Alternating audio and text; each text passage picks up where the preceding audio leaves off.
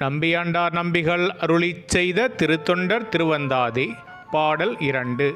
சொல்லச்சிவன் திருவானைதன் தூமொழி தோல் நசையை ஒல்லை துறந்து உரு மூத்ததற்பின் உமைகோன் அருளால் வில்லை புரை நுதலாலொடு இளமை பெற்று இன்பமிக்கான் தில்லை திருநீலகண்ட குயவனாம் செய்தவனே.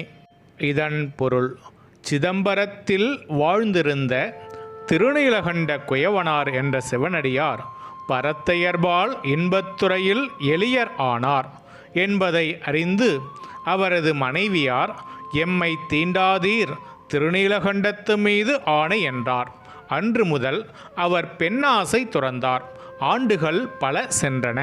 இளமை நீங்கி மூப்பும் வந்தது.